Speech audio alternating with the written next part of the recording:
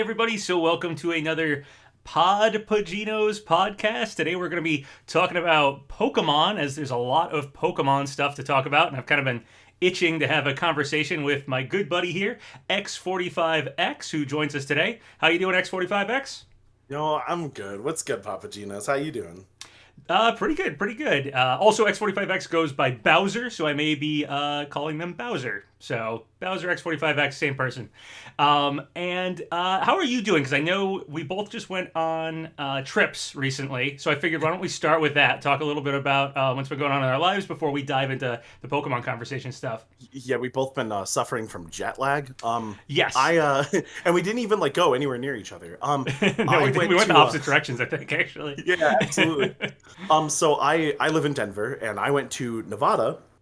I went to Level Up Expo in Vegas. I was commentating the Smash tournaments, and it was absolutely wonderful. Getting to commentate for Video Game Boot Camp is super cool, and I met a lot of really dope people. So it was fun. It was a lot of fun. How about you? Where did you go? So I didn't do something quite as gaming related, but that sounds awesome. Congratulations going there and doing that. Thank you, thank you. No, I just went to Florida with my family. We hadn't really gone anywhere since, all the pandemic stuff or whatever. I haven't traveled anywhere, and we went down to Florida for a week. Kind of just kept to ourselves. We stayed in our own little beach house place that was right kind of on the ocean, like a 5-minute walk to the ocean. Pretty much we didn't do like Disney or any park type stuff like that. Just did like the beach and just escaping the cold weather because I live up in New England area, and as you know, I know you used to live up here too. Yeah, it gets a little cold. It gets a little cold, yeah. And so, it was just nice to get a break from that. So I was just in the nice warm weather and stuff like that for a week, which was great. And came home to, literally got home, and the Pokemon Presents was immediately after that. I think I went to bed the night before and then woke up and was like, oh yeah, Pokemon Presents. So I didn't stream it or anything. I could have, but I was just, like you said, kind of jet lagged and stuff, and was just kind of like, I'm just going to watch this for me, and I thought it was great. But we can talk about that in a bit. First off, and kind of the whole reason why I wanted to have this conversation with you was because of another conversation we had like 2 years ago, I think it was, if you recall the one I'm talking about. Yeah, legitimately somewhere around 2+ years ago. Yeah, I feel like it was around this time, about 2 years ago, maybe a few months later or something, because I think the weather was nice enough because I was outside, so whatever. Basically, I remember having a phone call conversation with you about Pokemon, and it was during the kind of the height of the whole, Dexit controversy and Sword and Shield. I think it had come out. I think it had probably just come out, and or been out. I don't know. I don't remember exactly how long. I thought it was been just out. Before it came out, but either way, yeah, it was like that time period. That time period, whatever. It was either in the lead up to it or right afterwards or something like that. We were talking about just kind of the whole backlash it had gotten from the fans and stuff like that. And the conclusion we seem to come to, and feel free to put your own input in here if I'm misrepresenting your own thoughts, but I think the conclusion we both sort of reached was that while we didn't hate Sword and Shield, we completely understood all the criticisms it was getting, and we were sort of like, Game Freak and the Pokemon Company and stuff like that put this game out, and the way I understood it anyway, the way I kind of took it was that they probably had Sword and Shield in mind for a while. They probably just went through with making yet another Pokemon game that, was very similar to the past Pokemon games and stuff like that. And I don't think they were anticipating how much people really wanted them to make a jump to something more, a jump to something a little different for Pokemon, moving on to the Switch. Because although the Switch is a handheld console, it is also a, television console. It's also the main console. And I think people really wanted a big jump. And Sword and Shield, it's a fine game, but it didn't have that oomph that wow, Pokemon is no longer just like a 3DS game. It's no longer just this side handheld, series. And so I think they probably had Sword and Shield developing for a while, had that in mind for it, just be the next Pokemon entry. Maybe even before they knew it was going to be on Switch and stuff. I have no idea. Or they just underestimated how much people really wanted that jump to happen. But we both kind of came to the conclusion that doing Sword and Shield was totally fine of them, but now that people have spoken up about it, the ball is now in Game Freak's courts, in the Pokemon Company's courts, and Nintendo's court to listen to the fans and do a little better, do something different, really listen to the fan base and give them what they want. And we were, Yeah. yeah, so we were both kind of like, this is fine for now, but I think the next entry, the next big Pokemon thing, is really gonna be the I don't know what to call it, the measure for if they really listen to the fans, if the Pokemon series is going somewhere good, or if it's going to remain really stagnant, and Sword and Shield is the norm, and this is just Pokemon forever. Either you like it or move on because it's not changing. And I think right now I am probably more excited for Pokemon than I have been in years. I'm more into Pokemon than I have been in years, and that pretty much has to do with the last game that just came out and the game I'm now anticipating and waiting for. So, what were your thoughts at that time and everything like that when we were talking? I talked a lot about it a lot on stream. For any of my viewers who will remember, a lot of people wanted like Sword and Shield to get delayed, and I remember just being like, I don't think any of these people understand how like this development cycle works and like how hard it can be to do things like updating Pokemon or animating them or even just programming them for certain interactions, like things like the camps that you got to go into in Sword and Shield. Like that stuff takes time, so there's no way they were gonna like pause the development of the game and make it something that it wasn't. So I sort of was like, as much of a PR disaster as it was, they know. Going forward, they know and they have to respond because other PR disasters have like set Nintendo, who, not directly always related to Pokemon Company, but when there's been a fire, right, sometimes they have to respond to it. And this was a big Pokemon fire. Like there weren't a lot of times I can recall where like Pokemon was being like incredibly criticized for something. So I was like, okay, so this game's fine, and there might be like a remake down the line, like that's sort of what you expect, but they need to have something planned that's big. And then Legends Arceus was announced, and like I was like, okay, I wonder if that's gonna be it. And now we know, oh, okay, that was it. that was what we wanted. And so it just I'm happy, like because sometimes Nintendo doesn't listen. Shout out to the Smash community, you all know how I feel. But like sometimes they don't listen. And I think that like it's nice to see that Game Freak was like heard us and then did exactly what people wanted. Totally agree. Yeah, definitely. I think Legend Arceus was, I mean, it's the most fun I've had with a Pokemon game in a very long time. It was a breath of fresh air. It was kind of everything I wanted it to be. And I agree with you too that, I thought, okay, they're going to make like some remakes or whatever at some point. And they did. They did, Brilliant Diamond and Shining Pearl, and they're whatever. They're remakes. They're what they are. But then Legends Arceus was like, is it going to be good or is it going to be not that great and stuff like that? There are people who have complaints for it, sure. But I will say, yeah, Sword and Shield was probably the first time. I mean, there's, every game gets its complaints and stuff, but Sword and Shield felt like the first time, like you said, it was like a PR disaster. It was like the first time I've seen Pokemon really be like, this isn't good. This isn't what people want. This is, that's the sentiments I was hearing anyway. Not necessarily that Sword and Shield wasn't a good game. But like that's what I was hearing too about it. And the first time I've really seen the Pokemon company come under that much like scrutiny for that sort of thing.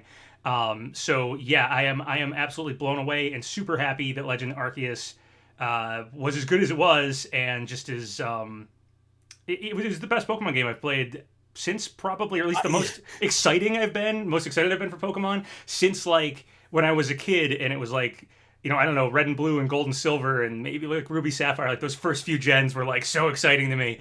And I haven't really felt that like, wow, these games are amazing in a long time. It's always just been cool. I kind of feel like playing Pokemon again. And then, after 20 plus years of it, it's kind of like, I don't really feel like playing Pokemon again. I want something a little more, a little different. And Legend Arceus has been that. So it's been great. My favorite Pokemon games, I think I've even said on this channel before, is I like the Mystery Dungeon games because they're few and far between, and they're fantastic journeys. You get to be a Pokemon. Like, I know too many people, that's like a dream, right? Like, that sounds like so much fun. And you just get to run around dungeons and explore just because, like, I like the mainline games, but I've always been more interested in their other spin-off games. Like, I loved Pokken, I loved Pokemon Snap, right? Games like Ranger were really fun. And, like, it's just, I wanted to see Pokemon do something different. And Arceus, it's interesting because I knew Arceus was going to be different. I was excited about it, but it didn't really like, sink in until I was like in front of my TV playing it on stream, and it just sort of like started like once we were done with the intro and like the talking, right, the initial story, and I got to throw some Pokeballs, and I was like, oh man, this is gonna be a different kind of game, and I just started getting so hyped. Yeah, I had the same very similar experience playing Arceus, which is Arceus, right? We did determine that they have officially said it's Arceus. Oh, did I say Arceus. yeah. It's fine. I mean, it's weird. I used to call the Pokemon Arceus, and then I think when the game started coming out, started hearing people say Arceus. No, it's Arceus. It's Arceus. And now I'm hearing that no, it's Arceus. So I've like flip flopped back and forth. So whatever. I don't think anybody cares. Yeah, but still, it's I was the Arceus gang until I'm now Arceus gang. So. But yeah, anyway, I had a very similar experience where I thought the beginning of the game was a little slow, the story was a little slow, but once I got going with the game, once I started throwing Pokeballs, throwing out the Pokemon, it just feels like such a natural, correct gameplay for what the Pokemon, like the vision of what Pokemon should be. Is just should be the way that game plays, and I fell in love with it. I got absolutely addicted to playing it. And yeah, I'm still playing. I haven't totally beaten it yet. I mean, I beat the main story or whatever, but I'm doing the post game stuff. I haven't finished the Pokedex or anything. But yeah, it's great. I love it. Total turnaround for, I feel like but I heard people like complaining about like the graphics or whatever, but it seems although that was a voice out there, I feel like it's been completely silenced by the overwhelming majority who are just having fun with Legends Arceus and are like, yo, Pokemon's on the right path now. And then, we can continue to sprinkle in our thoughts on Arceus here, but we just had the Pokemon Presents, and surprisingly, we got Gen 9 revealed, so we got Pokemon Scarlet and Pokemon Violet coming up. And it looks like it is, at least it might not play exactly like Legends Arceus, but similar vein. It looks like it's, very open, real-time battles and stuff like that, or seamless transition battles, I guess is what I'm trying to say. Looks like all that's there. Big open worlds to explore, Pokemon catching and stuff. I don't know if it's going to be exactly the same as Arceus, but I hope it's at least similar. So yeah, I'm more excited right now. I just played a Pokemon game I love, and the Pokemon game coming up looks amazing. So I'm just in this I think it's a good time to be a Pokemon fan, I guess is what I'm saying. Yeah, it's a really good time to be a Pokemon fan. So for me with like Legends Arceus, you made your fantastic video about like things that you think it could work on. Yeah, thank you. And for me, the only thing about Arceus is I wish there was a little bit more in the combat perspective.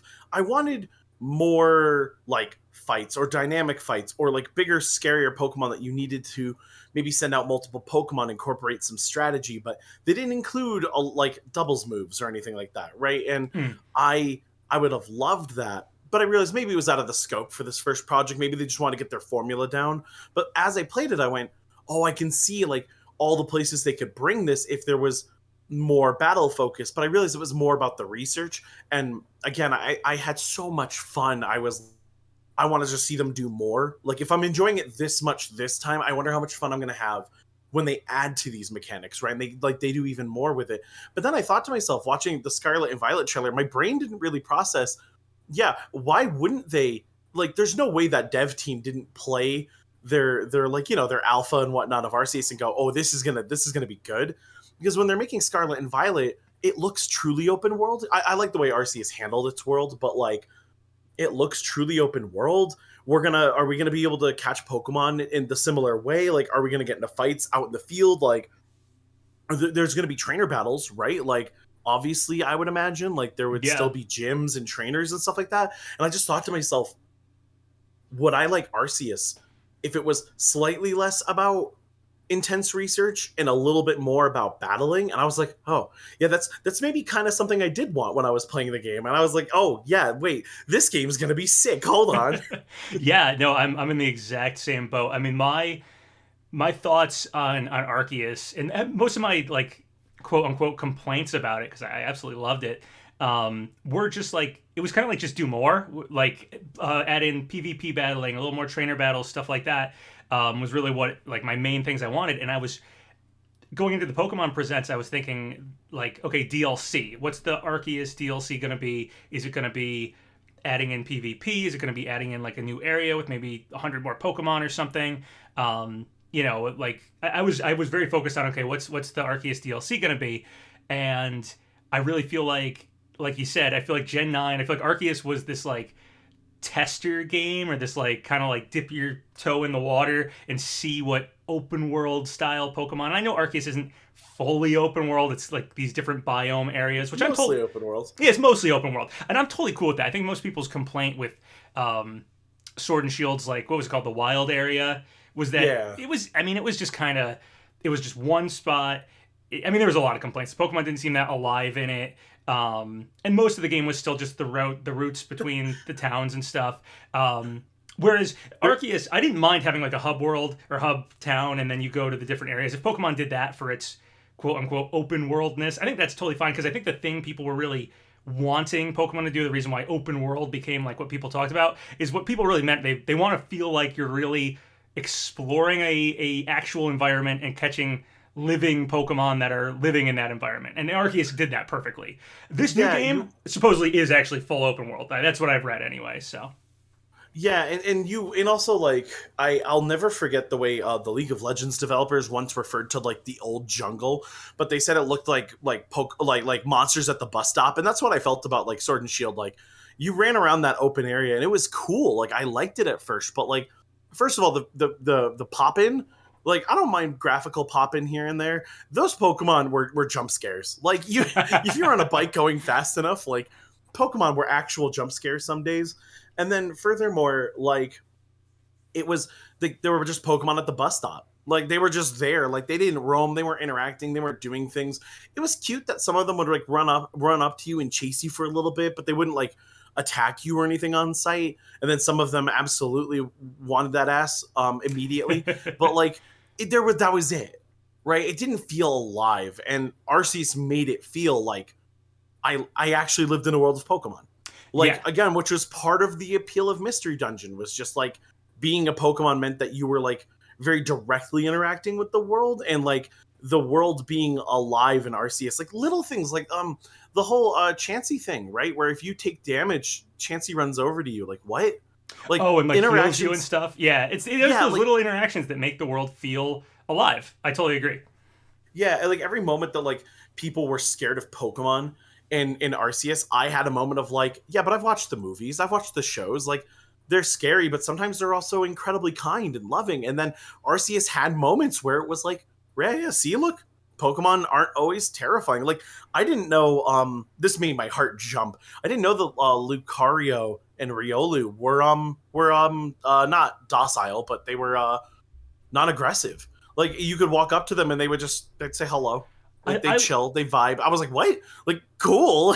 I loved seeing that differences in the Pokemon. Like, I think that was probably more than anything else, more than the gameplay, even though I think the gameplay is amazing with just the way you throw Pokeballs and stuff and throw out your Pokemon, and the way the seamless battles happen right there in the field and stuff.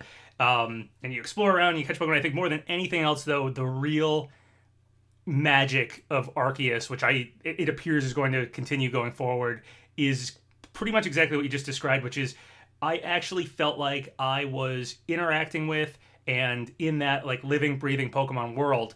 It could be more. Like, there could definitely be a lot more interaction. It could be more like Pokemon Snap, and I feel like maybe Scarlet and Violet will actually get us there, because I'm seeing a few things like the I think there's Swablu resting on like the, I don't know if they're telephone lines or the laundry lines or something. So Pokemon might interact a bit more with the environment, but that sort of thing, those little things that just make the world feel alive, make me feel like I'm really getting to know these Pokemon. Because in past Pokemon games, if there's a Pokemon I don't really like the design for, I'm not going to use it on my team.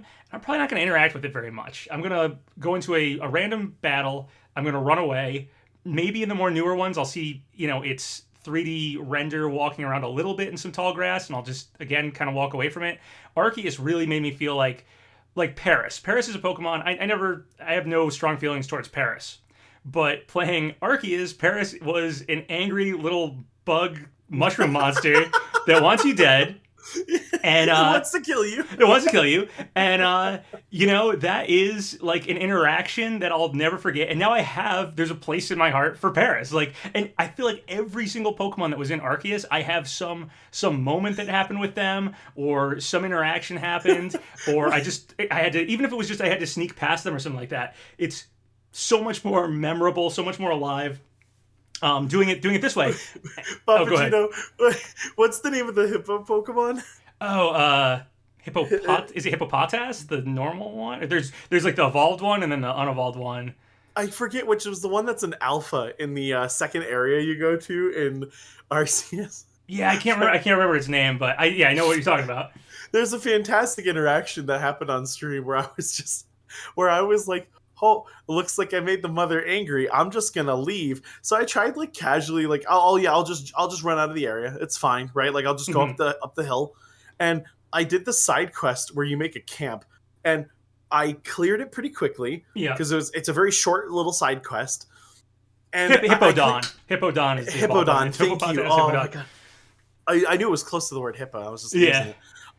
So I cleared the side quest, cutscenes and whatever, stall the real world a little bit, and then I turned around and the hippo is just booking it towards me still, and I was like, I didn't notice, like it did not stop, and I ran so far thinking, yeah, it'll stop, and it. I think that thing chased me to the ends of the earth.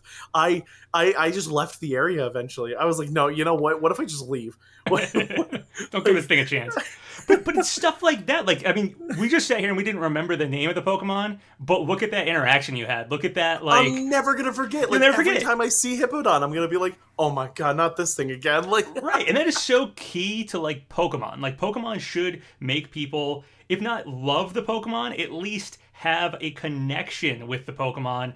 And I think that's just been, it was something that worked in the early days of Pokemon because there's only so many of them, and Pokemania had taken over the world, so it was like, I'm collecting the cards, I'm watching the anime. The show. Yeah, we'd all watch all the of us show. watched the show. Yeah, and it was, it was a Game Boy game. It was a different time, so you couldn't have, if you wanted people to get that Primeape is angry and stuff like that, you have an episode where it steals Ash's hat and it goes nuts, and like I'll remember that episode forever. But actually in the game, like I didn't have that much interaction with the Pokemon. I just remember it from that. But these days, like, you can put all that stuff in the game, and a lot of us fans aren't going to be watching the anime and playing the card game and reading. Like, I do some of that still, and I know a lot of people do, but like, it should all be in the game. Like, the getting that feel for Pokemon, getting a connection with Pokemon should be happening while I play the games. And I think Arceus and the new formula, just that comes from that, and the old formula, it just isn't. It isn't there anymore. Most of that stuff came from outside stuff, and just, scrolling through what Pokemon I caught and looking at the sprites was cool 20 years ago. It needs to be more now, and I'm so happy that the Pokemon Company is realizing this, because getting people to like the Pokemon is key. The Pokemon will fall apart if people stop caring about the Pokemon. And to be honest, the last few generations, I have not had the strongest connection with the Pokemon. It just hasn't happened. There's a few Pokemon like here and there that like really did it for me. Like Kamo-O is a fighting dragon type. Like, name a better type for me. Like I that made me happy. But like, it's other than little connections like that. Like, you didn't get a whole lot. And actually, going back to my Lucario comment earlier, because when you started bringing it up, like, I love Lucario because of Smash Brothers and Mystery of Mew, Lucario and the Mystery of Mew, which is a great movie. If you want to cry like a lot, go watch that movie. You'll cry a ton. If you've been struggling to cry recently, Lucario and the Mystery of Mew. But I always wondered, like, how does a Pokemon like that end up becoming such close friends with somebody? Because sometimes Lucario gets written as like a bit edgy. And when I was playing Arceus and like the Riolu and the Lucario were like friendly, I just sort of went, oh, no wonder they befriended people, right? They're not hostile. Like, they don't immediately attack things. Right. And I was just like, oh, like, my head just starts thinking like, okay, so what did, like, maybe how did Sir Aaron run into the Riolu or Lucario that he befriended? Or, like, I'm thinking about, oh, I forget her name, a blonde-haired girl in the Pokemon anime that has a Lucario. A blonde-haired girl. It's the worst descriptor. I can't remember her name off the top of my head, but like how did, like, what's the origin story there? And like, now I have this like definitive piece of lore in my brain that connected the show and games and spin-offs all together, and it's like, that's the experience. So I think if Scarlet and Violet move in that like, continue to keep those interactions alive and keep the writing fun and like make you like invest in the characters, because I don't want to spoil anything for people who haven't beaten Arceus,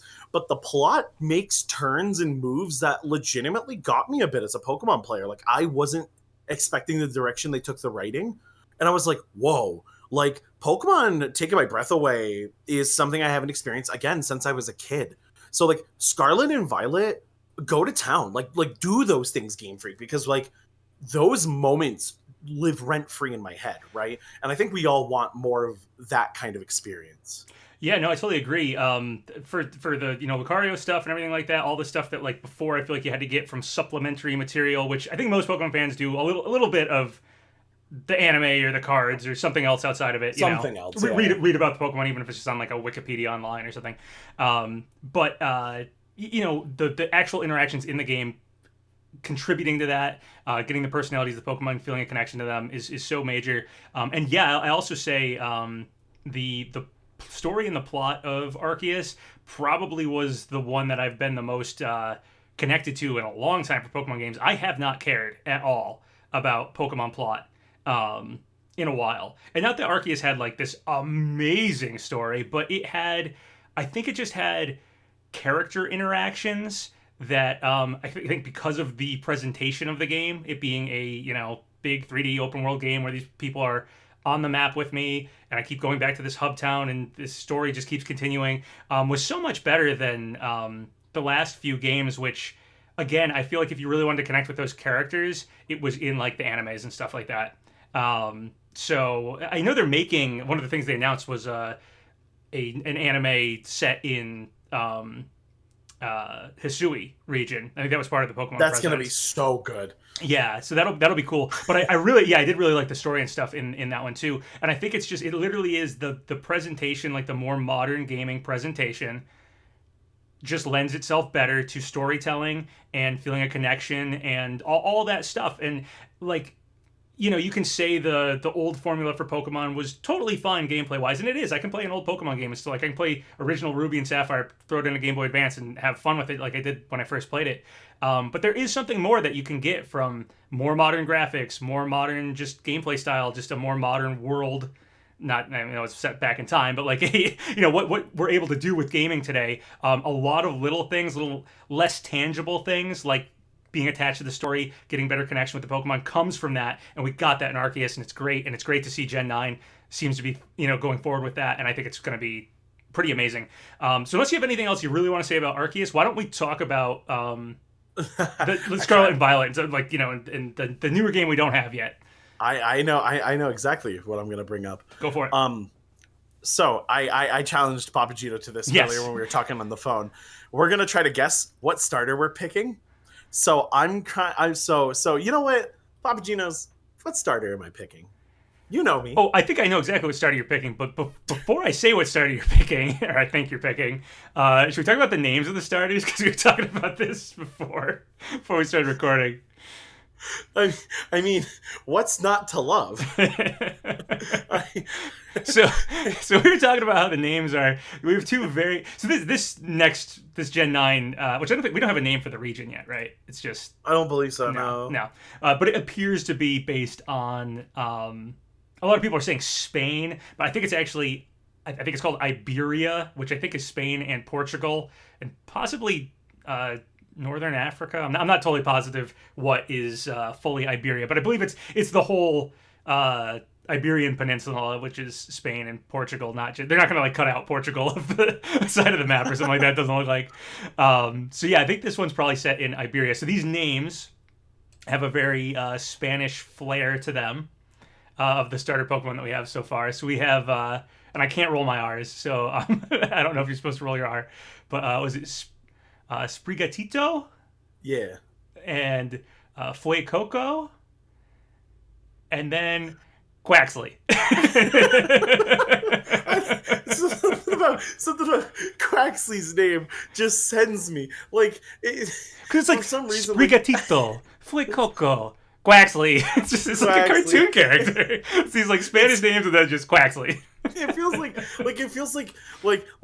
as a foreigner, right? Like as like an American, like if I go somewhere on vacation, like there's the two very like Spanish sounding names, and then you get Quaxley just thrown in there. Yeah. I don't know what it is. I think it's just that sound, the fact that we get to go in the middle of that word is, I think, what sends you. Yeah, because like it's like you think about like like duck sounds are like the old Aflac commercials and stuff. Like that's where my brain goes when I see Quaxley. It just Other than going to JoJo's, that's where my brain goes. Is for Quaxley. it reminds me of like when I was a little like I had a hamster when I was a little kid. I named it Hammy. Like there's no thought to that name. It is just like it's like, oh, it's my cow Mooey. It's my duck Quaxley. Like it's just so basic. It's so simple. How many ducks just got named Quaxley the past week? A lot. Whereas the other ones are like, I mean, I don't know, maybe in Spanish, I don't know exactly what the names mean, but maybe Sprigatito is like green cat. I don't know, but like Sprigand, like ground, like a plant person, like a plant like being. Sprigatito is like sort of like a play off of that. I don't know what's going on with Fue Coco, but I know that Fue gets used in a lot of fire words and whatnot. Yeah. And then this is all like Latin prefix going on right now for me. Like I don't actually know Spanish much, man. Yeah, I study Japanese, and leave me alone. I've been to Spain. Like I took French in high school, and in high school we took a trip to the French and Spanish club took a trip went to southern France, went to Nice, and then went down to Barcelona in Spain. So I've been to Spain, so I'm actually pretty excited to like specifically like Barcelona. If that's like there's like a Barcelona equivalent in this game, I'll probably be pretty happy about that. But I know no Spanish. Like I remember going and we were in France, and I was like, okay, I got my French going pretty good. And we were there for like the first week or first like half of the week, and then we went down to Spain. And I remember trying to like go to talk to somebody, and I just remember my brain would just go like, oh, this person's foreign, speak French to him. And I'm in Spain, so I try to speak my bad French, and then I realize, you know what, I might as well speak my good English and hope that they know, because speaking bad French to someone who's Spanish, I probably have just as much a chance of speaking good English and them understanding what the hell I'm talking about. Like, you can only hope. Yeah. Also, I did a quick little Google search for the Spanish word for duck, and it's not anything to do with the word Quaxley. So if anyone knows the origins of Quaxley, like if there's anything going on here, or is this just... I think it's just as basic as it gets. Game Freak just being Game Freak. They've done weirder. Yeah. What's the Overquill is in Arceus? Oh, God. Do you know what drives me nuts about Overquill? What? Overquill is like has the 4 pronounced sides, and it sounds like overkill, but like overkill in Halo is 4 kills, and I just I wonder how intentional that is, or if there's some like correlation with over and 4. I don't know. No idea, but I just thought it was a funny, like, it doesn't sound like a Pokemon name. It sounds like just a Chandelure. Yeah, but Chandelure. Like I love Chandelure, but like that's chandelier. Yeah, like, I still feel like Chandelure works better than Overquill, but whatever. Okay, sure, but like you saw a duck and they named it Quaxley, so like you have like Charmander, right? You get the Mander, you get Char, like fire, Salamander, like charcoal, yeah. Yeah. You got a lot going on there. Quaxley got something going on there at least one thing going on. I feel like Flame Lizard. If there's a Flame Lizard in this next thing, I'm sorry for calling out that name. All right. Okay, so we were way off from guessing. All right, I'll make my guess. I think you're gonna get Fuecoco. I know you like. I think it's supposed to be a crocodile. It's croc type Pokemon, I think is its thing or whatever. But that is. I know you're a dragon Pokemon guy. It definitely has the potential to evolve up into some sort of dragon looking thing. So I'm thinking you're Fuecoco. Am I right? Fuecoco. You said it. You did it. Fuecoco. And there's Sprigatito. No. Fuecoco. I think you're Fuecoco. Yeah, no, that's the one. I'm the easiest person to guess, so that's me. It's literally like eternally pogging in that picture. Like, it's how also, do I not? It looks like it's supposed to be like a chili pepper. Are you getting that? Like that's what it looks like to me. Like it's a little bit. Yeah, that's what I like it. I'm into it. I am very curious where these are going to go. Like, because the last few Star Evolutions have they have not turned into You're never ready. Yeah, you're never ready. They did not turn into the things I expected them to be. So I don't know if these ones will. Cinderace is the most like. Yeah, that's pretty how much, that was gonna. Yeah. I expected that to go that way because for the past couple Pokemon games, like maybe Greninja and Greninja and Cinderace are the 2 Pokemon where I was like it was going in that direction the whole time, but I was unprepared for Chestnut to a mild degree. I was very unprepared for Yeah, Chestnut was very surprising. Not at all what I what's the thought it was gonna Firestarter's final evolution? Because be. In all what the in what names game? X and Y. It's Fennekin. What does it turn into? Yeah, Fennekin and Delphox? Delphox, yeah. Yeah. I think that's we're gonna get roasted in the Yeah, comment if it's section. the middle one, I'm not sure. I think it's Delphox is the final one. Yeah, I wasn't prepared for the mage, like the full robe. I was like, what? Right. Incineroar was just Incineroar is one of my favorite Pokemon now, but like that Pokemon went from like I'm a cat, I'm a bigger cat, I'm a WWE professional. How you doing? Like I didn't expect that at all. It was just so out of left. So like now with Pokemon, I'm just sort of like I don't know where this is going. I can no longer tell you I know where the Pokemon are like yeah, I can't. Something about Charmander to Charizard is like logical. Like yes. I feel like that whole evolution, Bulbasaur all the way to like Venusaur. Squirtle's the one that's more like because Wartortle's really different looking, and Blastoise. Okay, cannons out of nowhere, like cannons.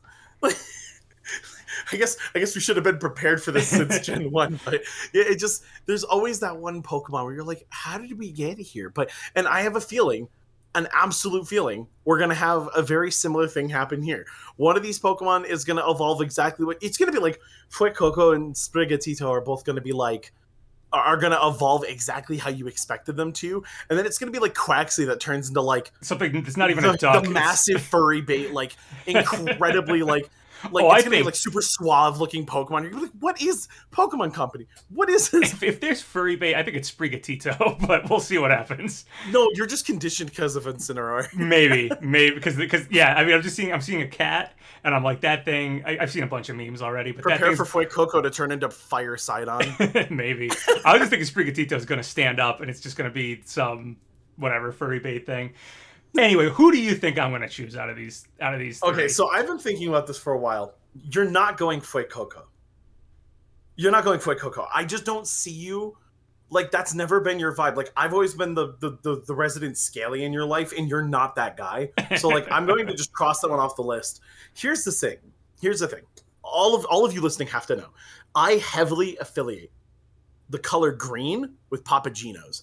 I think it might have been like a hoodie you wore. Yeah, it might be a hoodie you wore. I do wear a lot of green, actually. Yeah, but like there's something about like Little Mac and like oh yeah, I do like Little Mac too, and he's green. Yeah, there's a lot of green going on there, and like I always think about green. So my heart tells me you're gonna go Sprigatito, but then I realized the moment the way you said Quaxley when we started laughing in the Did I give it away?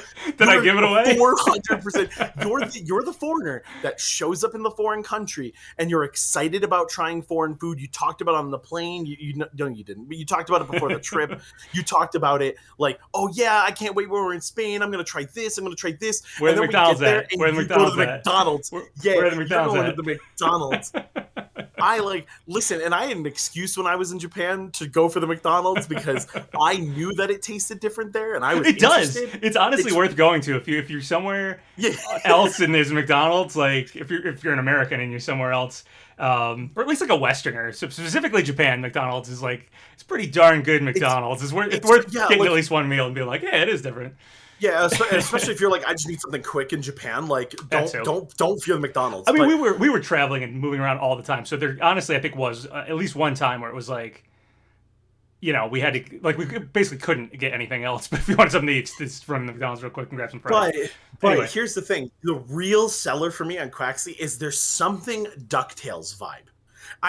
There's something DuckTales here. That is so you. And there's something mischievous about DuckTales and Quaxley and your smiling face next to it with all the pranks you've pulled. True. There's Quaxley's your man's. And that's my final answer. Oh, you're right. You're absolutely right. So I will say this. My initial you're a little off, but you're totally right about Quaxley's who I'm gonna pick. Especially I like the name is so dumb and like I don't know.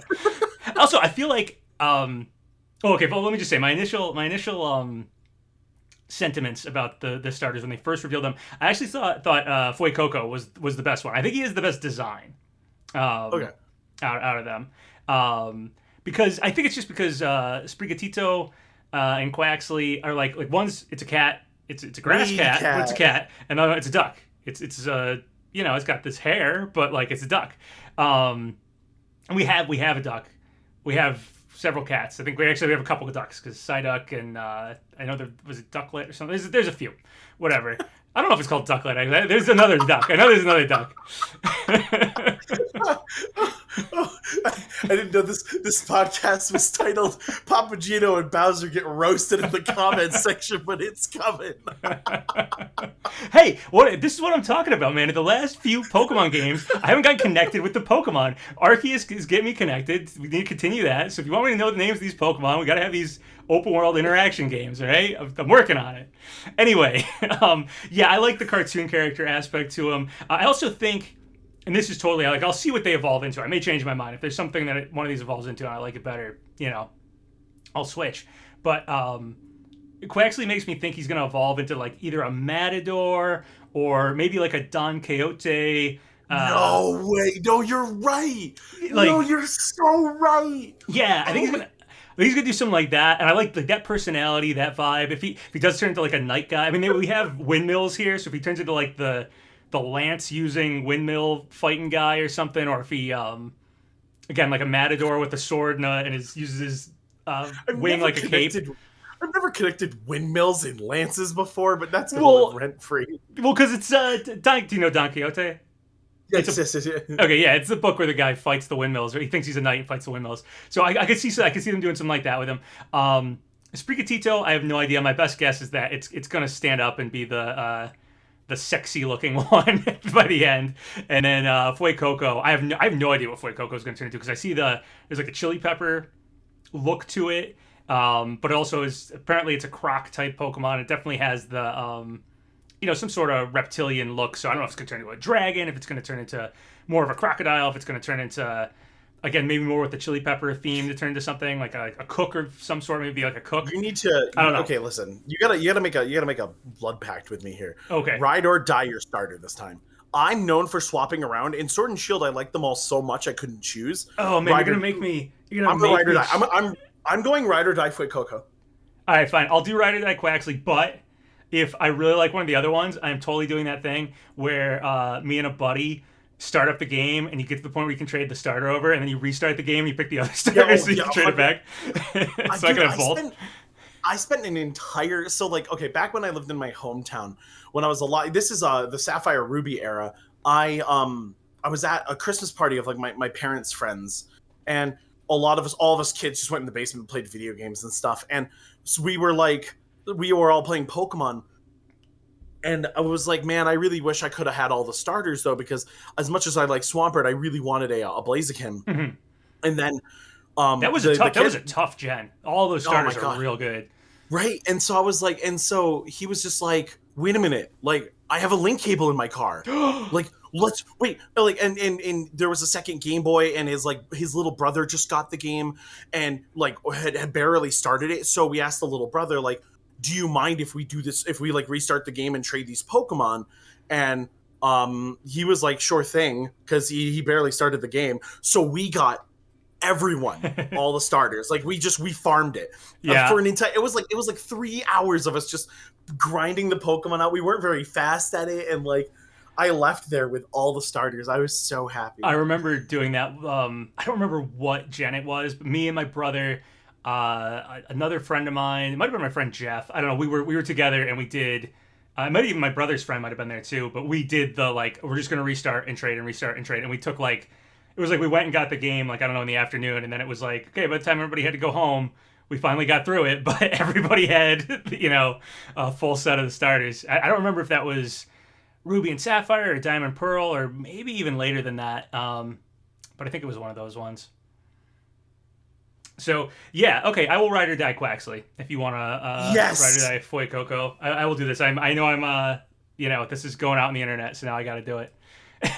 Man, there's going to be fan art of you in the final evolution, and I hope I've cursed you. Oh, maybe it's terrible. The blessing of the commentator's curse has ruined you. It's based on Byleth from Fire Emblem. Can you Imagine like, second evolution looks similar. Third evolution is just a Quaxley themed looking Byleth. Just Byleth in like a Quaxley outfit. Yeah, like it's like the same like light, like the whites and light blues and everything. Like It's got a whip sword. Whip sword. The whip sword's got a Pokeball in the center of it instead of a rune. It's gonna. You're right. It is gonna be a sword. Watch it have a sword. I'm gonna. Oh my god. I'm cool with it having a sword. I kind of want it to have a sword. Like that's sort of what I'm betting on with the maybe Matador theme. Yeah, sword's your aesthetic. It is. Oh, actually, well, you can continue if you want to praise my sword aesthetic, but did you want to do that? I was gonna say, like, I don't want to like completely diverge us from Pokemon, but there's a story time if there's a very cool photo of PapaGenos at his best friend's wedding with a sword at his because it's like a special it's like a not a ritual, but it's like a ceremonial thing. You got a ceremonial sword at your buddy's wedding. Yeah, it's something with the best man used to be the best swordsman to prevent anyone from like ruining the wedding or interrupting the wedding or something like that. So I had a sword for it, which was great because I totally do sword stuff all the time. There's great pictures of me from when we were in Japan when I was we were at the Dutch. I'll send you one or two because I took some really good ones. Oh, awesome! Yeah, if you have, I never really got. This is so off topic, but I never really got all our photos from Japan. So yeah, I'd love that. Yeah, we'll do that. All right, let me throw us back on topic here. So one thing, just talking about the starters because I was talking about Matadors and so the starter Pokemon are usually based on specific things. Like, so grass Pokemon are usually something extinct. Usually it was like prehistoric, but I think it became something extinct after Decidueye. And then water Pokemon, I think, are based on weaponry, has been the theory. And then fire Pokemon probably has the strongest one, which is they're all members of the Chinese Zodiac. But Fuecoco doesn't seem to fit, at least not yet, unless it turns into something, different by the end. So one of the things is a bull, which I thought felt very, Spain, Iberia, whatever. But they didn't do a fire bull. We just have this little chili pepper croc guy. So I'm just wondering if that's any thoughts on that. I mean, the other two could totally, again, weaponry. If the water one is weaponry, it could easily be, a Matador sword or a lance for Don Quixote or something like that. And like a Sprigatito can be like, could probably be something like, anything in the flower or like a saber-toothed tiger thing or something. Any extinct. I'm sure there's a ton of extinct cats, and there might be some specifically extinct. Like there used to be a leopard that lived in Spain. Whatever. It could be anything. I think they're going to play into the, again, the first start of that word, it makes me think of Spriggan, right? Like, I think they're going to play into the plant trope and the saber, like a saber-toothed tiger kind of trope. Yeah, that would be cool. That would kind of work phonetically. And so I feel like there's something there. Sprigatooth is the final one or something? Stop. Quaxley being, I can't get out of my head. I thought Quaxley was a sailor. Okay, I could kind of see that. I mean, if we do Iberia, we have Portugal, and there's the whole like Portuguese ships and Spanish fleets. Yeah, that would actually make a lot of sense too. But also, a pirate. Maybe a pirate. Oh my god! But like the moment you said Matador, and I saw that hair and the hair question mark, cool hat. Yeah, his pompadour. Now I can't stop thinking about it. I mean, it could be something in that that vein. Like it could be just that like. Performing arts potentially. Yeah, I mean, even a Matador has a very similar hat to like a explorer hat, and like the little. I think both like a ship captain and a Matador have those little shoulder things. I don't know what they're called. They're little circles that have the little tassels coming down. Yeah, like I could see the design having something. It could kind of just be like we're going for that look because you also have to always keep in mind that when Pokemon. When they're designed, they're generally like most of this. I think there are a few Westerners designing Pokemon now. Most of it's going to be designed from someone with a Japanese background. And if they do something foreign, they might not specifically do a Matador or specifically do a Spanish ship captain. They might kind of just look for, how that Spanish aesthetic of this type of coat, we're just going to give it to this Pokemon. Because if you're in the West and you draw like a samurai, you might draw like, armor from the like Warring States period alongside stuff that's from like the Meiji era and not see that as being like, oh, those don't really go together, but you're just like, yeah, but it has that Exactly. general Japanese aesthetic. But they try really hard to capture culture from the areas that they're making Pokemon in. Definitely. Now that they've gone more foreign with Pokemon, right? And Yeah. so I feel like, Oh, they'll do their research for sure. I guess I just mean like in a general aesthetic sense, it may be some kind of in between thing, and they may just be going for that look over yeah, specific. it's hard because like of all the places of all the places I've done research and like I visited, like Hmm. the Spain Portugal area, I know very little about. Like I know people from there, and I've heard wonderful stories and seen beautiful photos, right, and heard wonderful music, but I don't know it like I know Japanese culture or gaming culture or like anything else that I interact with on the daily. And Hmm. so it's one of those ones where like when we were going into X and Y, there was a clear knights, mages, ninjas, or like rogue theme going on that was pretty like fun, and like you could like notice that theme and you could see all the like the various bits of like where they were drawing from culture. But Hmm. this is one where like I'm definitely out of my element, and so I'm like I want to know where they're going, but like I'm not the one. Like this is not where I have a lot of perspective, so I'm just sort of like racking my brain here. But It'll I don't. surprise you, which will be cool. Like Oh yeah, I'll just be pumped. Like yeah, yeah. it'll make me more interested, right? So Yeah, one thing actually that I noticed is, well, I didn't necessarily notice this. Someone else pointed it out, and I was like, "Oh, that's awesome," because I've been there before. I don't know if it's the Pokemon League or it's like this big castle they showed that has a Pokeball on it in the it had trailer at all one the point. Pokemon elements in like a circle, right? Yeah, I think it's that same town. I mean, unless they're showing us different towns, but there's this big castle and it has a Pokeball in it, and it has like towers coming up from it, and it looks very similar to if I looked up the right thing here, the Sagrada Familia. Which is in Barcelona. I didn't remember the name of it, but I've been to it. It's like this church that has this Can really you link unique. that page to me real quick? Yeah, I'll do it after we're done on here because I actually have it as an image I saved on my computer. Um, Oh, okay. but yeah, it's this really cool church. I probably have a picture of myself outside of it, but it was when I was in high school when I went there, so I'd have to dig through old photos of that vacation. But it was a really cool church. Definitely made a lasting impression on me because it is such a unique piece of architecture. It does not look like anything. Does not look like your typical church. And I think that's what they're basing that architecture on in this game. So yeah, they definitely do their research. Definitely look for interesting things from these areas to stick in the game. So definitely excited to see that. I basically, like I said, I only spent a couple days in Spain, and we pretty much just went to Barcelona. But it was cool. Actually, when I got back from that trip, my brother was playing Tony Hawk. I think it's either Underground 1 or Underground 2. And Barcelona is one of the levels, and he played it. And there's this park in Barcelona that has all this cool, like, I don't even know what to call it. It's like shiny stones or shiny. I think I know what you're talking You might about. know what I'm Yeah. talking about. Yeah, it's pretty famous. It has this really unique like statues, and they're like sculptures made out of like it looks like little individual pieces of like glass or stone or something. And there's this like gecko looking thing that's there. And I think it's in the Tony Hawk level, and we had just been to it like a couple days before when I got home, and then he was playing that, and I was like, "Oh my goodness!" Like there it is. So that was cool. But I'm just talking about my vacation from 15 years ago or something. There was a couple of other things in the Pokemon Direct, but most of them were like the Arceus patch, which is like some nice quality of life changes and a lot of fun stuff coming to Pokemon Unite. I think we're getting something. I don't know if it's the equivalent of Earth from League, but that would be fantastic.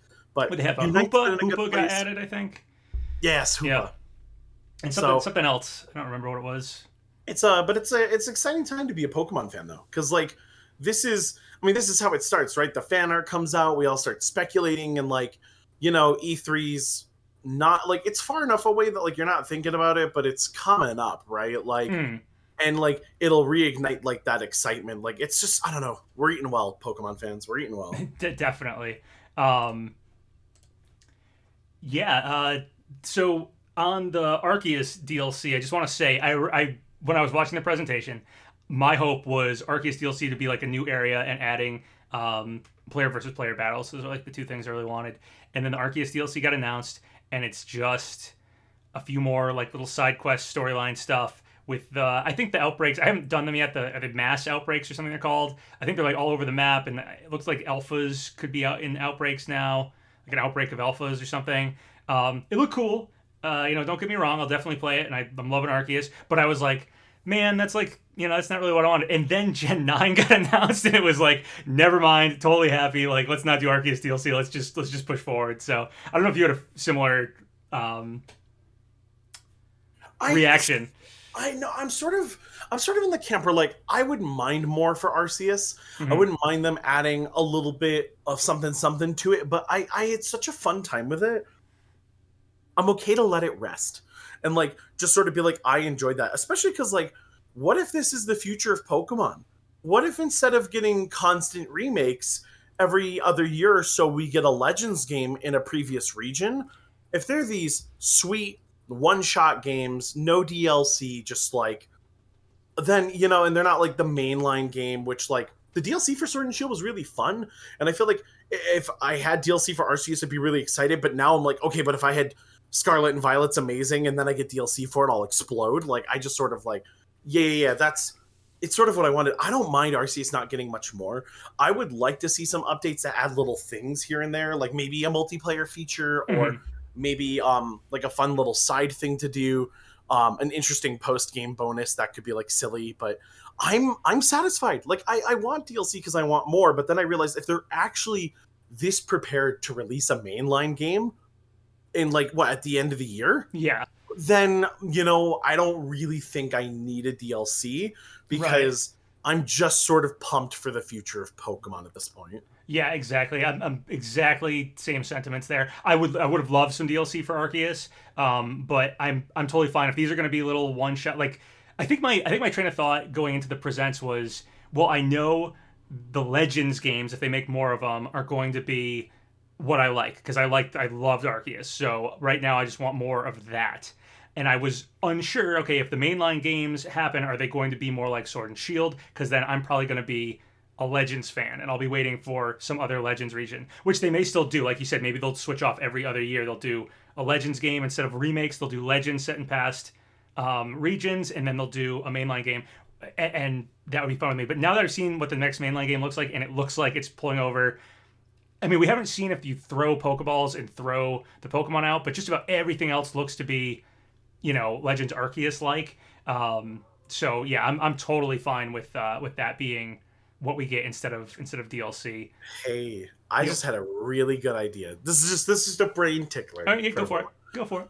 So, it led Brilliant Diamond Shining Pearl was our remake game, and Legends Arceus was announced very quickly, like to be released shortly afterwards, right? Mm-hmm. And I'm almost wondering, the next in line for a remake would be Black and White, right? Ooh. Can you imagine the next game might be a black and white remake in the style, like maybe it's in the style of Brilliant Diamond Shining Pearl, where they try to kind of keep it close to the like a three-dimensional version of the art style of that game or whatever have you, and then we get a Unova Legends. Dude, Unova Legends would be Wait, is it it's called Unova. I call it Unova. So yeah, it might be Unova, whatever it's called or pronounced. Unova Legends. Can you imagine? So that's the American equivalent, and we can't pronounce it. Bro, that's how bad we are at pronouncing stuff. Listen, you're from New England. Just put this word on screen for everyone. You'll know what word it is when you're editing here, and I'll give you a timestamp. How do you think you pronounce this? It's Worcester. Oh. Yeah. Worcester. I was like, Ray, like that's the problem. Like, we don't know how to pronounce anything here. I went to a concert back in I think like September, and one of the bands, it wasn't like the main band. There was like two main bands there. It was like one of the openers. It had a female lead singer, and she was so proud of herself because she knew how to pronounce Worcester, but she wasn't pronouncing it right. But she like said it like she got up on stage. She said like I think she said Worcester, I think is what she said, which is not Worcester or whatever people call it. But yeah, she did not know how to pronounce it. But she literally like announced like, I'm happy to be here, and I've been working on pronouncing Worcester, however she said it, and it was funny. So God, yeah, but I don't know how to say Unova. No idea. No idea. No idea. I'm from here, so yeah. If I'm pronouncing Spanish stuff wrong, I can't imagine any of us got it right. Like, I don't know a single person that doesn't call it Unova. So anyway, I totally think yes, Legends Unova or Legends whatever, some legendary from that game would be probably the next. A lot of people have been saying Johto because Johto has like it had a lot of past stuff in it to begin with, like it's the fire tower or whatever, the sacred, the Ho-Oh stuff. Oh right, I was there's an amazing. Is it Generations? No, Evolutions. No, I think it's Pokemon. One of the Pokemon like spin-off shows you can find on like YouTube or the Pokemon TV app had like a really good episode of the story of the towers. It's Cool. really fun if you want to watch it. But yeah, I forgot about that. That'd be such a fun region. Like Johto has a lot of history to it because Johto's based on Kyoto area, whereas Kanto's based on Tokyo area, and Tokyo's new capital. Kyoto's the old capital. I mean, me and you both went to Kyoto, and it's very old time. We went to the Imperial Palace and everything, and the Lights Festival, I think it was called. Yeah, Lights Festival that went up to the shrine on the hill and the temples we went to and stuff. Like we went to all sorts. There's a lot of historical stuff there, and Johto has that element to it. But I still think Sinnoh or Hisui that we just got had a lot of old style Japan, and also the time period that it's specifically mirroring is the like Meiji era part of what is it, Hokkaido is what it's based on, whereas the equivalent over in America would be like the Wild West era, which would be, I think, really cool to do. I actually think that would be probably you could do like Cobblestone Street, Dickinson, Sherlock Holmes style era Galar, but we were just, Galar is pretty new. I think going back to black and white and doing like a Wild West looking Unova would be like probably the most ripe for an interesting back in time Pokemon game if they do another Legends. So yeah, I'd agree. Do that next. If that's, instead of doing a remake, do a Legends for that would be perfect.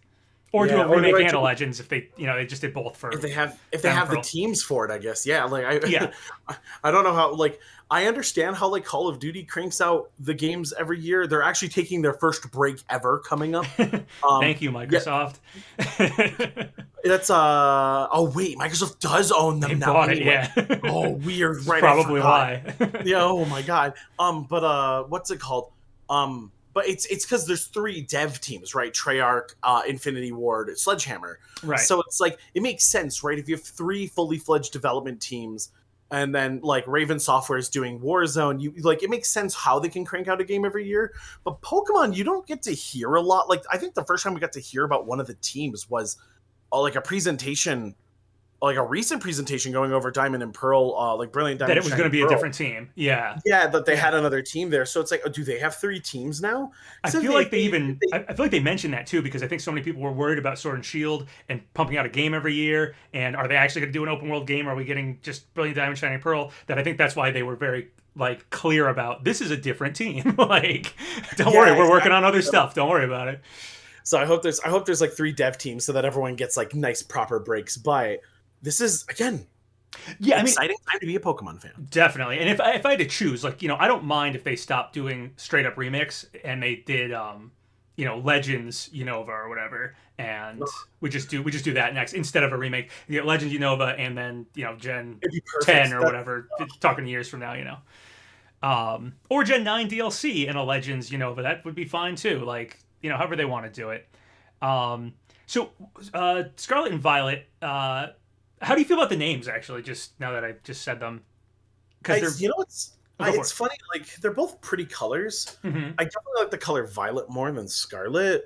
But what's funny is, like, the font is, like, relatively cursive and then, like, impact. Like, I know they actually released the actual names of the fonts, or someone released them. Oh, that's cool. But it's just, like, it's so strange that Scarlet is so pronounced. It is so decorated and like gorgeous looking for a title, and then Violet like straight up looks like meme text. Yeah. Like I was so thrown off by that. I was like, what? What I thought was interesting about it is, I guess, 2 things actually to lead into another thing to talk about. Maybe the one thing about this game that I'm kind of disliking, actually, but so the name Scarlet and Violet, I do think it's pretty interesting because like the last few games have been X and Y, Sun and Moon, Sword and Shield. We've kind of moved away from the colored entries, and this is two different colors again, which is cool with me. Totally fine.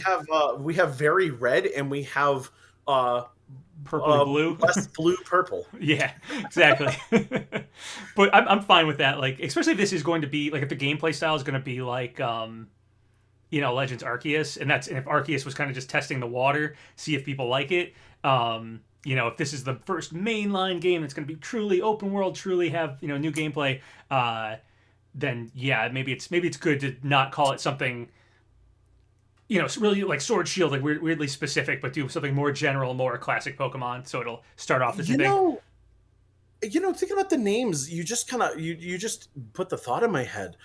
I wonder if maybe sort of like Black and White, but like if the mainline legendaries or the story, I wonder if there will be an actual vast difference, because Sword and Shield did something kind of fun. Not everyone liked this. I enjoyed it personally. I liked that the gyms weren't the same. Yes. I liked that, like, there was specifically a gym there's two gyms that are completely different depending on the game you're playing. I like that because I like the experience. The whole point of two Pokemon games is that we're supposed to be trading. I like the idea of having my own experience and being like, yeah, like our team that we had to fight was in the mountains in this region. Then you're like, what? Mine was in the desert in this region. It would be like things like that. Like, yeah, it was a cool little change. I mean, it made a little bit more of, like you said, just, well, I have these 5 Pokemon and you have these 5 Pokemon and we have to trade at some point. It was a little more a difference. It was a reason to like buy the other game at some point or play the other game at some point.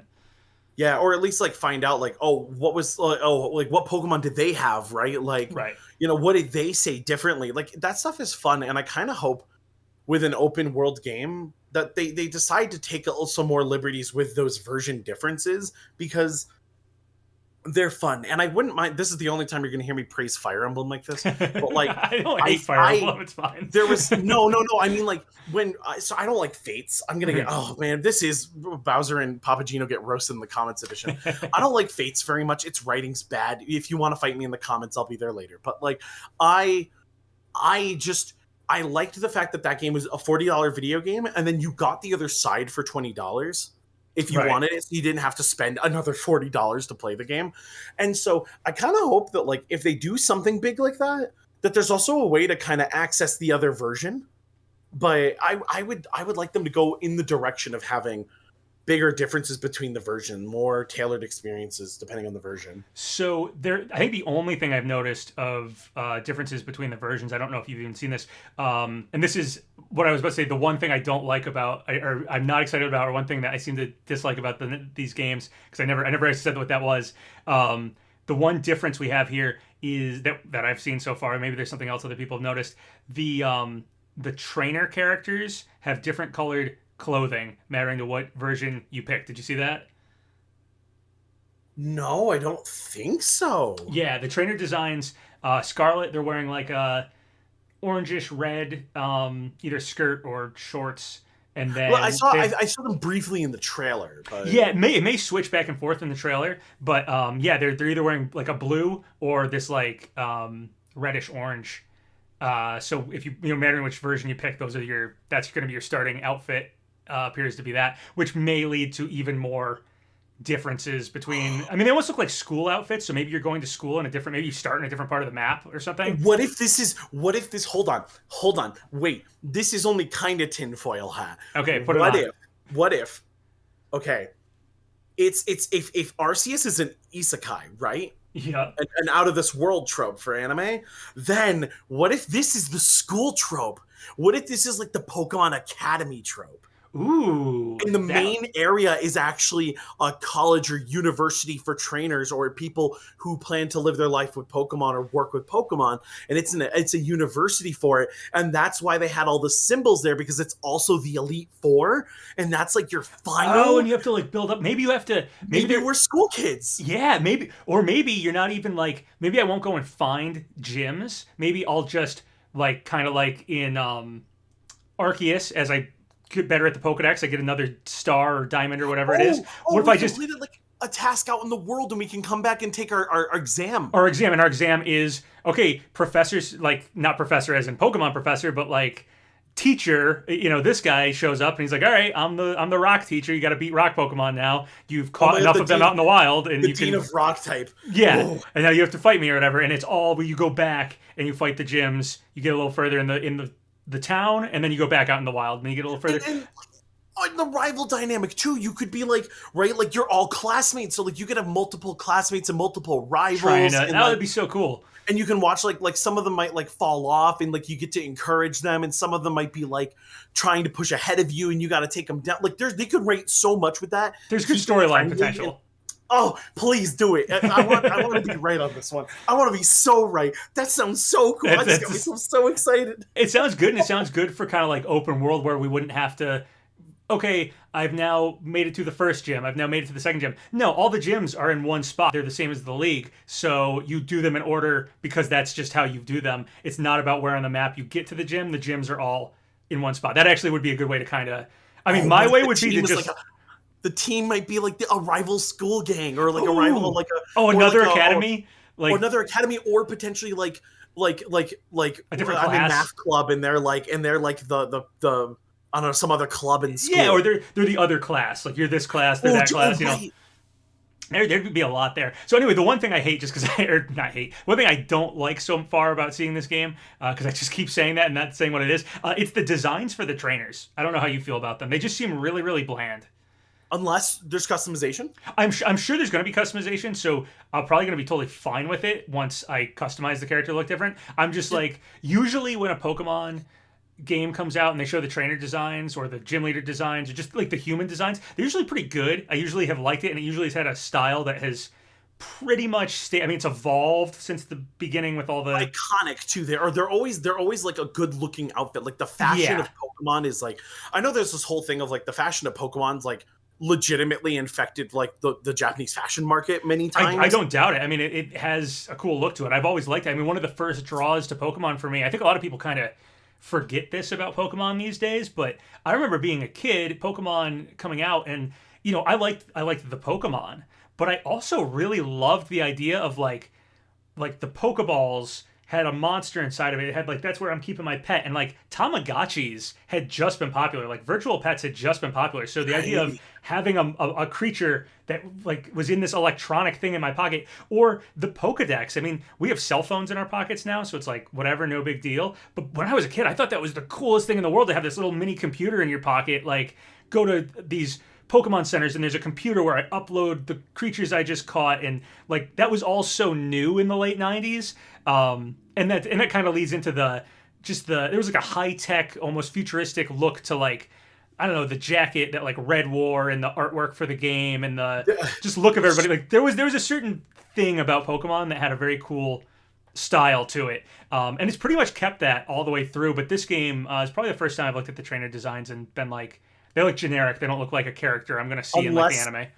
Unless it is like school character, like there were students, in which case like which might be why they want us to be more customized with it, unless like this isn't a character that's going to show up in the anime. This is just you going to school, which I'm fine with. Like your default outfit. And I'm curious, have they shown like a masculine and femme trainer yet? Yeah, they show both of them. They look very similar too, which is the other thing. Usually they look pretty different. Because right now, like a big trend in gaming, especially in Japan, is they're and this makes me incredibly happy. They're removing gender, so like they're removing like forced gender norms. So like PS destroyed gender, Splatoon 3 is destroying gender. I wonder if like they're going the full customization route for this game, and like it's about like don't worry about like picking the whole boy or girl thing. Just be a character, and like you're gonna pick your starting outfit and hair and like skin color and eye color and all that, and then like go into the game, and maybe fashion is a part of the game. Like maybe that's the point. Like that'd be really cool. Yeah, that would be cool, and that makes sense actually what you said, because looking at the trainer, I'll send you a picture of the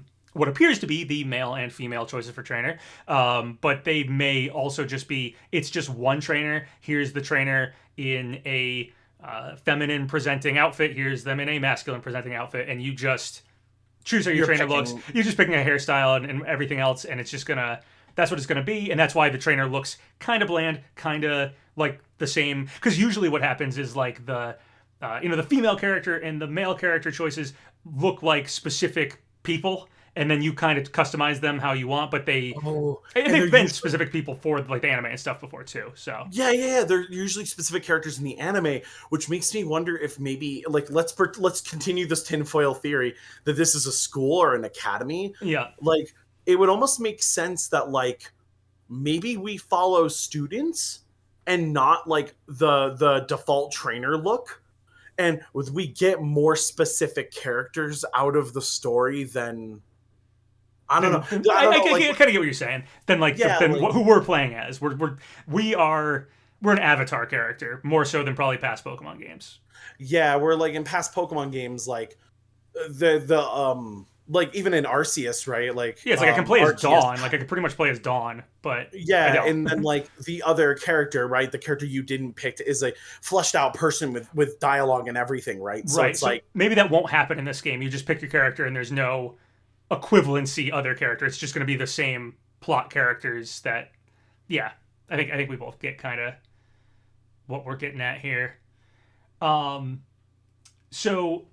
Also, one cool thing that we were talking about, the Pokemon Centers. You noticed that the Pokemon Centers, there were multiple in one shot, correct? Yeah, it's if you want to go find it for you viewers, it's in one of the first shots where you get to see like the grassy, not the when the music starts, it's when it's silent still in the trailer, and you get to see the like Castle Town, or maybe it's the Academy in the background. There's a Pokemon Center that is in plain view, and then one off to the right, both in line of sight of the camera shot they chose. That's interesting. My assumption or my guess, I'm trying to pull it up here. Yeah, okay. There's one over to the right, and there's one like right in the front. My guess, and I said this I think before we started recording to you, maybe fast travel points. Because multiple ways to leave the city. Right. So multiple ways to leave. I do think somewhere it did say, I think it's on the official website or something, that it is I think they called it fully open world game. So this is probably going to be like Arceus had, different biome areas, which I was totally cool with. I like that. I wouldn't even mind if this game was like that. I didn't mind choosing an area. But it looks like this one might be like actually you have a center town and you pick what exit you want to leave from, a very Majora's Mask, right? Where like leave out this gate, you're headed towards the winter area. Leave out this gate, you're headed towards the grasslands. Like this way is towards the big giant like lake or towards the ocean. It definitely looks like that. So maybe the Pokemon Centers are fast travel points, and maybe they are kind of at the beginning of a quote unquote area because they're that direction of leaving the city here, the main hub or whatever this is that we're looking at. So yeah, pretty interesting to see. I think there's some other shots where they almost look like, I think people have described them as almost looking like gas stations out in the world. I think there's one next to some windmills that you see at one point. So it's pretty interesting. Cool to see. I don't know, Pokemon Centers maybe having a different function than past games, again, as possible fast travel points.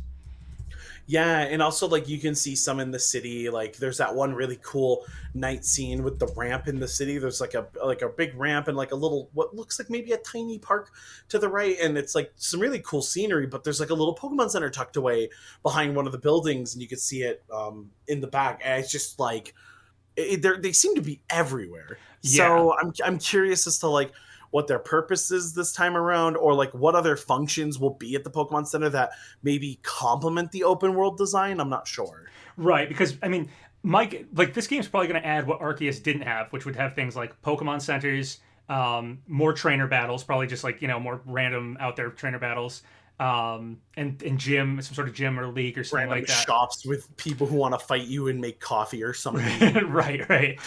So.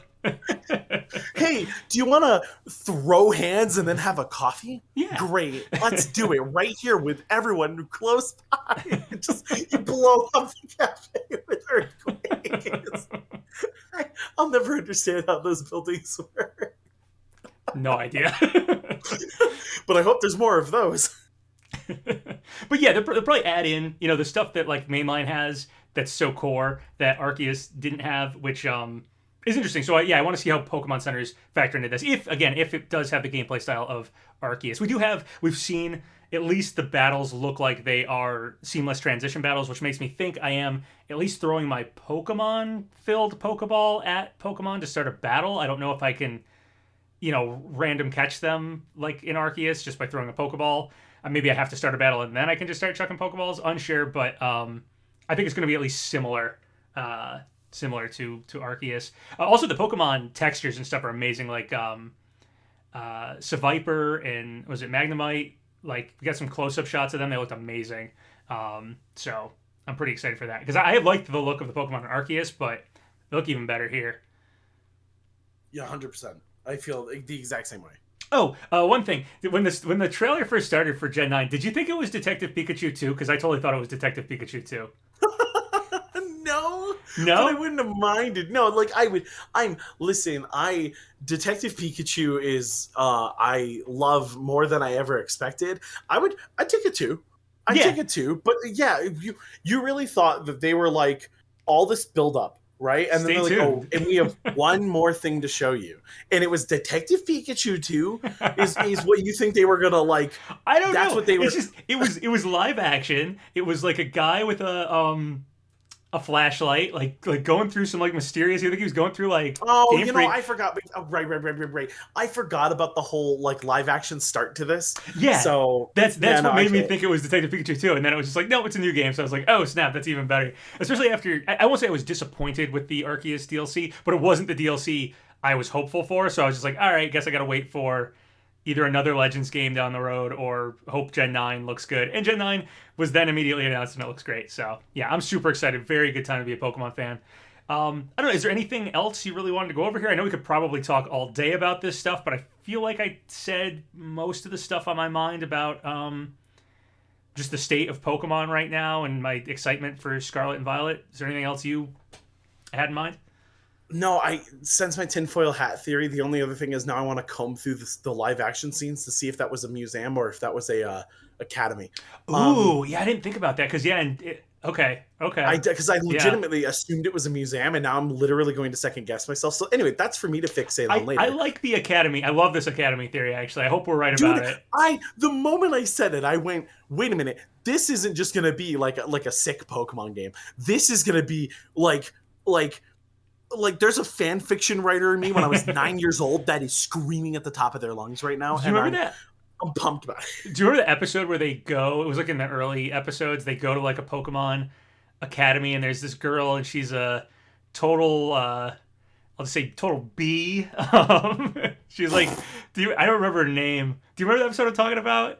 Yeah, I do. It's like a he said B. Total B. She's a bitch. Okay, she's a bitch. I don't know her name. She's a bitch. She was. I remember it.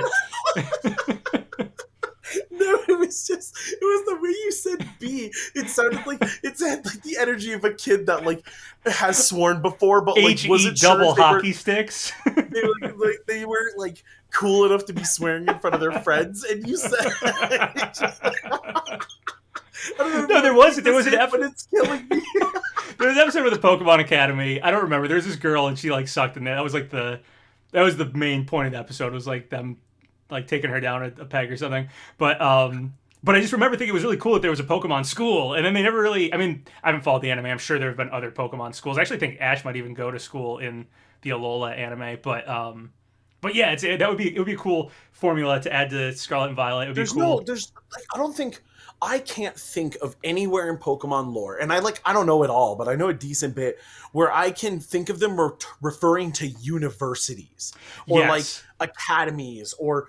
There's definitely been schools, because I know in the games there have been a few times where you like, at least the early games, you walk in and there's like people at desks and there's something written on the blackboard and they're like they're learning about Pokemon stuff. Oh, this is the Pokemon school, and I feel like there's probably like early education to a certain degree so that people can go out in the world and like do stuff like be Pokemon adventurers, but like and like trainers and go out, but like the university is so specific, or academy, like that aesthetic of you go away, you stay at this place and you learn Pokemon, and I love the idea of that's how you fight the gyms too. We'll be just fighting the different teachers or passing the classes is getting the gym badges or something. would be great, and I think it would work so well as a kind of in between to the mainline games and Legends Arceus, where you're doing research, but it's not the same kind of research for this class to get to the next gym or something. It just I feel like that would work well. I definitely think there's going to be more than just one.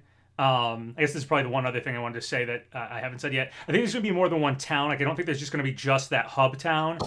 Like little small towns along the way. Yeah. Even if they do have, like, let's say all the gyms are part of the hub town and it's in the center and that leads up to the Pokemon League or something, or the equivalent to gyms in this game, I do think there'll be other towns because there's a brief shot of the map, which is pretty much where we're getting that it looks like it's based on Spain or Portugal or Iberia, whatever. And there are like a couple different like dots on it that have words, and I'm guessing those are different towns that they're plotted out on the. I'm assuming so. I would, and also like I would like towns because like even if there is a central hub, it's fun to have. Like I don't know, I like every time I go on a trip, right? Like I remember like my trip to Finland, like Helsinki's amazing, but like it was the little individual neighborhoods and like places away from the hubs that I was spending my time at, like were always memorable. And so I like when I'm on journeys in a video game to have those memorable towns, even if there is some centralized hub. Right. Final Fantasy 14 does like a really, really good job of that. Even World of Warcraft does, where it feels nice to go somewhere and find a little town, and it just makes the world feel more real. It's more alive. It's like we were talking about with Arceus, like the little things like that make the world feel alive. There's no towns in Arceus. There's Jubilife, right? Like there's the one town, and then there's the couple like camp towns, little villages. There's like the two villages. And yeah, I mean that game's set back in time, so it makes sense. But obviously, if this is going to be a modern day version of the Pokemon equivalent of Spain, there should be towns. Like what a duality! Like what a contrast to go from like researching Pokemon in the wild for the survival of your people to potentially a Pokemon Academy. I love that idea because it pulls in the research aspect from Arceus into mainline games. Like it works so well as the in-between, which I think will work well for gameplay and to kind of, this is why it's more open world, because you're not just traveling to the next gym where obviously you just take the road. You're studying. Does that make sense? Like that, I think that works so well. So I hope we're onto something. Pokemon. Oh, if this turns out real, even if it doesn't, Pokemon's just it's from all the way back 3-point spot. yeah. Pokemon is definitely in a good spot. I'm like I said, I have a Pokemon game I love. I haven't totally finished yet, Arceus, and I have a Pokemon game I'm excited for in the future. And that is very different than it's been in recent years, where I've been. I like Pokemon, but a little lukewarm on it. And now I just need Pokken 2, and I'll have everything I ever want. There you go. I mean that's Namco, right? So they just did Pokemon Snap, so it's totally possible they're working on another Pokemon game. Oh, please. Yeah. All right. Well, anything else to say here? I feel like that pretty much wraps it up well. I was not expecting this conversation to go to where it was, but like I want you all to know that like I was like, oh yeah, we'll record for like 30 minutes, maybe 45. Like we'll just it'll be like a quick little. Yeah, how long has it been? It's been like 2 hours. I'm late to my work to stream. Like I'm sorry, but like I no in a good way. Like I was just like I didn't realize how excited I was. And it's crazy, right? I'm out like commentating and like doing all these things in my life that are pretty busy. I got a lot going on right now. It's like good news, but it's like I forgot just how excited I am for Pokemon, and the fact that it can put this big of a smile on my face, like just thinking about it is something that I don't get in gaming a whole lot anymore. Yeah. And I'm really happy for it. I totally agree with that. A lot of times, things disappoint me. Maybe I'm just older. I don't know. Maybe things can't live up to nostalgia hype. I don't know. But yes. I'm a boomer. Yeah, me being a depressed boomer over here. But no, honestly, Pokemon has been one of those series that I like, but I like it more for the nostalgia and stuff, and haven't actually been like, man, I really loved that game. It was more like, yeah, it was pretty good. Arceus, I loved that game. Gen 9 looks like I'm going to love it. So I'm very happy to be a Pokemon fan. Very happy that this is where we're at. And I will say the contrast to talking to you, and this is sort of how I framed this whole podcast, and when I kind of presented the idea of doing this, was like 2 years ago, me and you talked about the state of Pokemon with Sword and Shield, and it was kind of depressing. It was sort of like, I like Pokemon, I want it to do better. hopefully it does. Right now, I'm like, Pokemon's doing great. I can't wait to see what it does. That's so much better. So much better place to have the series in. So, very happy about that. Okay, all right. So I guess we'll end it here. So X45X, you want to tell everybody where they can find you? Yeah, X45X everywhere. Twitter, Twitch, you name it. That's how you find me. And if you end up meeting me at like a tournament or something like that, you can call me Bowser. That's fine. That's on my driver's license. Yeah, name's actually Bowser. So definitely pretty cool. All right. Yeah, I'm PapaGenos, obviously. You're probably watching this on my channel, so I don't think I need to tell you where to find me, but PapaGenos on YouTube. So yeah. Follow Geno's Papa on Twitter. Genos Papa on Twitter. Yeah, I know. There's a couple places that I didn't get PapaGenos a few places, so I did Genos Papa, which works. Whatever. I knew that S wouldn't just be to make it sound like a pizza joint. It would also work when I reversed it. But thank you so much for having me. No, you're welcome. Thank you so much for being on here and giving us your thoughts on Pokemon and discussing Pokemon and getting me even more hyped for Pokemon than I was before we started talking. So, and thank everybody out there for listening, and I hope you enjoyed our conversation. Hope it got you a little more pumped for Pokemon as well. All right, catch everybody later. Bye-bye. Bye. Okay, hold on a second.